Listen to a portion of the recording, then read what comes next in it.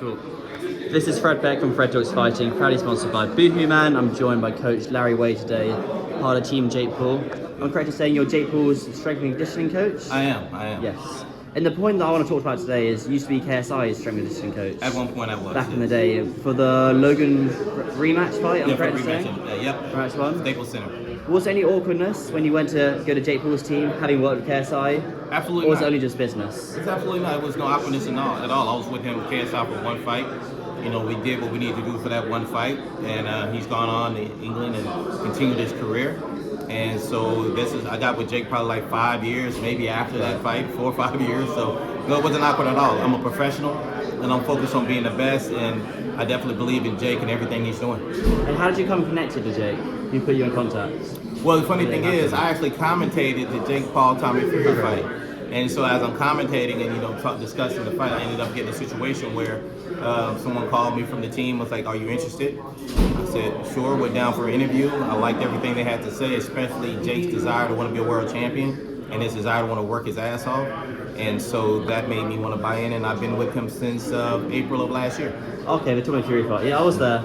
That was interesting for sure.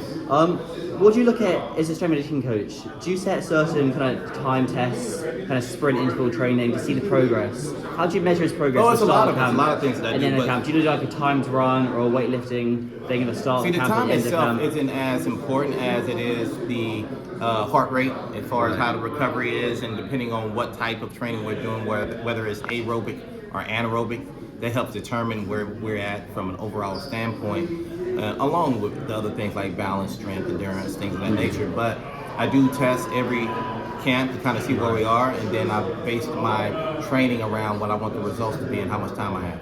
Has there been a camp in the past where the results weren't as big as other camps?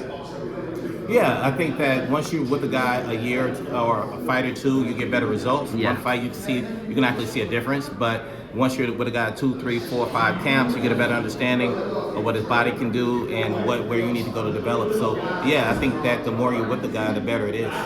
Certainly, I understand. And then tomorrow, what's Jake Paul's routine for tonight until tomorrow? Does he rest up? When does he eat? How does he do his routine until tomorrow? Well, he's gonna rest. He's gonna rehydrate. He's gonna eat up. He's gonna have to spend time with his family. And then tomorrow he's going to come in as the warrior he always is. And what time do you normally get to the arena? How do you judge it? Are you still involved at that stage, or did you take a step back? No, that's not my responsibility, but we give input on what we feel we need to get prepared. But he has a very, very strong team around him from administrative side of things and also from a coaching side of things with Coach Theo Chambers and Jalen Love and also Danny David, who's a cut man. We have a strong team and a lot of experience, more experience than most guys have in their corner. And how involved were you in dropping his weight down? Obviously, he told me he came down 30 pounds for this fight. Well, he has a nutritionist, and Eric Trilogy, who does the nutrition, who's responsible for the weight cut. But as trainers, we try to jump in there and help whenever we can.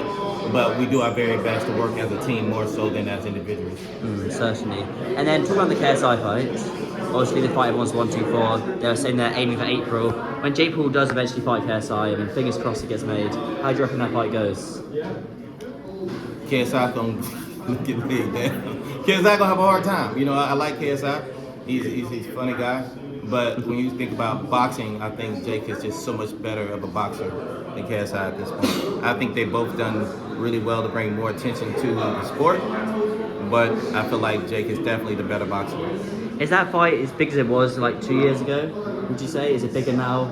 How would you judge in terms of how many sales it would do back in the day? I think the fight's gonna only get better. I think that fight is something that everyone who wanted to watch will still watch.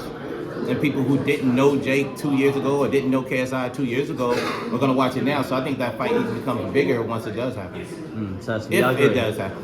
Hopefully, right. I agree. I'm only asking that because I see people, all the little Twitter people commenting, saying certain things. But anyway, you got the Mike Tyson one. It's not official yet, but you're aiming for Mike Tyson in November time, I believe. Yes. How long will Jake Paul have off camp until he gets straight back into training after this fight? It's hard to say. We'll see how this fight turns out. We want to see how he feels. Everything is based off a fight-to-fight basis. If he comes out of here, no scars, no issues, no bruises, then we'll probably just give him a month off maybe, and then we'll get back at it. If it comes out where he got beat up a little bit, maybe we'll give him 6 weeks. It just all depends on where we're at. Okay, interesting. And then anything else coming up for yourself, Larry, in the next few weeks? Apart apart from this, well- outside of the Jake Paul world?